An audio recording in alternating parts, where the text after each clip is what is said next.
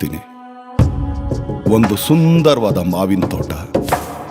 ಆ ಮರಗಳು ತುಂಬಾ ಹಣ್ಣು. ಆ ತೋಟನ ದಾಟು ಹೋಗ್ತಾ ಇರೋ ಕಣ್ಣು ಹಣ್ಣು ಮೇಲೆ ಬೀಳುತ್ತೆ. ಕಣ್ಣು ಹಣ್ಣತ್ರ ಹೋಗೋಕ್ಕಾಗದೆ ಅವನ ಕಾಲು ಹೋಗುತ್ತೆ. ಕಾಲು ಹಣ್ಣ ಕೀಳೋಕ್ಕಾಗದೆ ಅವನ ಕೈ ಕೀಳುತ್ತೆ. ಕಿತ್ತಿರೋ ಕೈ ಹಣ್ಣ ತಿನ್ನೋಕ್ಕಾಗದೆ ಅವನ ಬಾಯಿ ಸೇರುತ್ತೆ. ಬಾಯಲ್ಲಿರೋ ಹಣ್ಣು ಅವನ ಹೊಟ್ಟೆಗೆ ಸೇರುತ್ತೆ. ಅಷ್ಟರಲ್ಲಿ ಆ ತೋಟದ ಮಾಲಿ ನೋಡ್ದ. ಹಣ್ಣು ತಿಂದವನ ಬೆನ್ನು ಮೂಳೆ ಮುರ್ದ. ತಪ್ಪೆ ಮಾಡದೇ ಇರೋ ಅವನ ಬೆನ್ನು ಏಟು ತಿನ್ನುತ್ತೆ. ಏಟು ತಿಂದ ತಕ್ಷಣ ಹಣ್ಣು ನೋಡಿರೋ ಅವನ ಕಣ್ಣಲ್ಲಿ ನೀರು ಬರುತ್ತೆ. ಇದನ್ನೇ ಕರ್ಮ ಅನ್ನೋದು.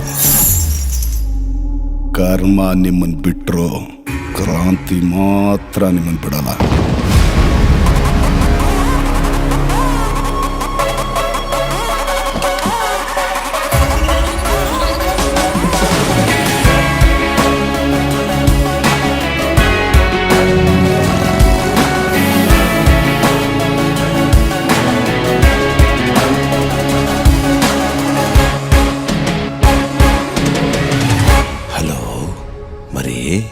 ಕ್ರಾಂತಿ,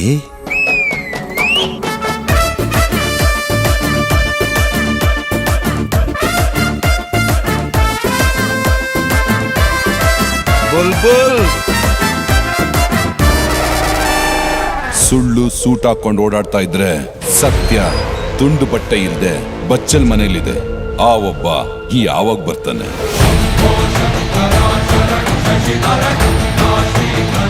ಎಲ್ಲರೂ ಶಾಲೆಯಲ್ಲಿ ಸರಸ್ವತಿ ಪೂಜೆ ಮಾಡಿದ್ರೆ ನನ್ನ ಮಗ ಆಯುಧ ಪೂಜೆ ಮಾಡೋನು.